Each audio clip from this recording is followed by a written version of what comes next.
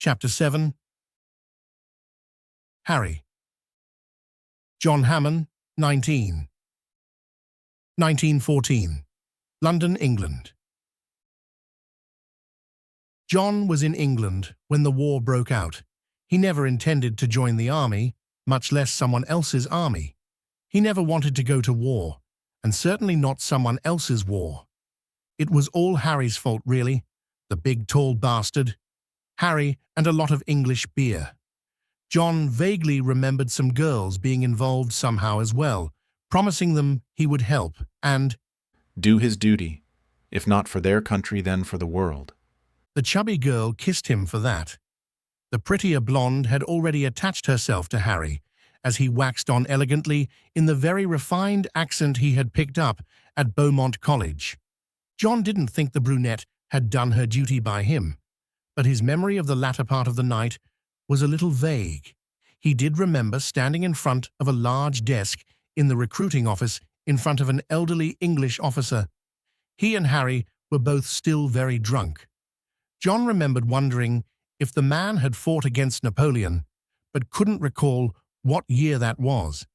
Harry did most of the talking and helped hold John up. He did swear to having been born a British citizen, a lie, under the glare of the old man, who seemed offended by this claim. But the old man let John sign the papers and swear an oath to faithfully defend His Majesty, his heirs and successors, against all enemies. He also swore to obey the authority of all generals and officers set over me. And with that, he was in it for as long as the war lasted. Harry walked him over to a bench, but John didn't remember anything else until waking up in a barracks with a British drill sergeant standing over him, yelling at the top of his voice.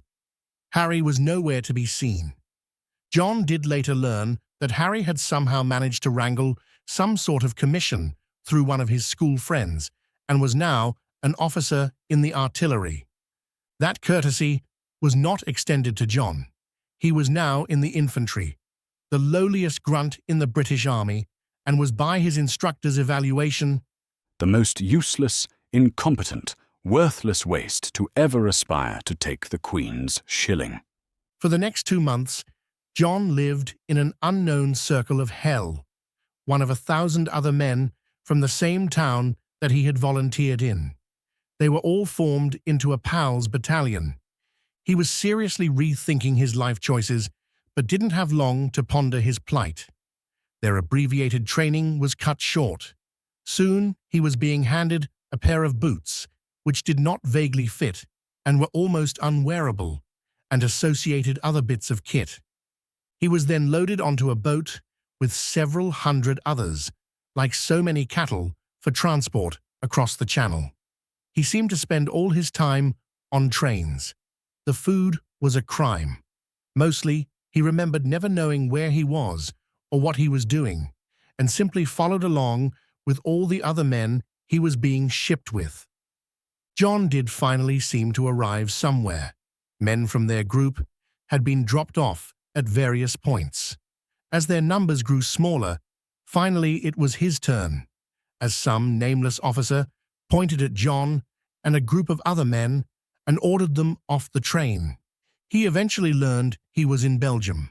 They were replacements for casualties at the northern end of the line. They were hustled along out of what looked to be a perfectly nice town and marched most of the day toward the front. It was raining, and he began to learn about mud. He had not understood the term before, but he was about to become intimately familiar with it, and they finally handed him a rifle, one taken from a pile beside a tent that was the hospital. It would be generous to call them well used.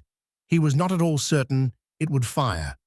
So began his first experience on the Western Front. John didn't see Harry again for several months. They had managed to exchange a few short letters, but Harry's experiences seemed to be a little different than his own. Harry would ramble on about the cause of the world's progress and the honourable advancement of his soul. John just saw mud. Mud and rats the size of his mother's dog.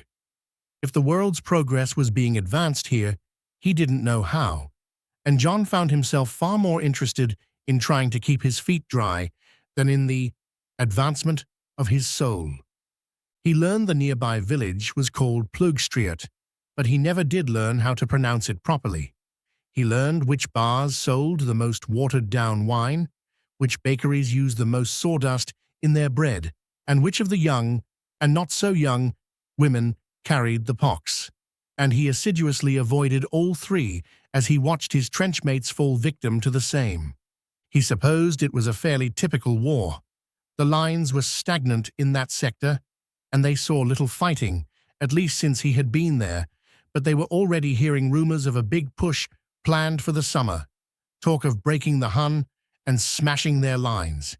He was quite certain that whomever was saying that was not peeking over the trench line at the machine gun emplacements. One day, he was bent over a smoky fire made from some wood that they had scrounged trying to cook their lunch, when he heard a familiar voice call, "So there you are." He looked up to see Harry in a remarkably clean uniform standing on the planking in the bottom of the trench. His smile was like a ray of sunshine shining through the cloudy springtime sky. Suddenly, the mud did not seem as cold, the smells as bad, nor the day so dreary. They had embraced, and soon it was as if they had never parted and were still in the local bar where they had first met in England. Their conversation continued as they traded stories. "So what's this then?" Someone bellowed from behind them. Turning, John found nothing less than the brigade commander and his aide standing behind them. John had only seen him at a distance, but his round face with bulldog cheeks and the large Mauser pistol at his side made him unmistakable. Apparently, he had decided to do a tour of the trench line and was more than a bit curious as to the unknown officer he found consorting among his men. John stood at attention as they talked. The last he ever saw of Harry was a glance over his shoulder as Harry was led away in the wake of the commander toward his bunker. He never got the chance to speak to Harry again. It was only a few months later, after the big offensive started in France, when he received notice that Harry Butters had been killed. Artillery landed directly on his gun position, and Harry and all of his men were killed instantly. John also got word that he was being redeployed to the same battle happening along the River Somme.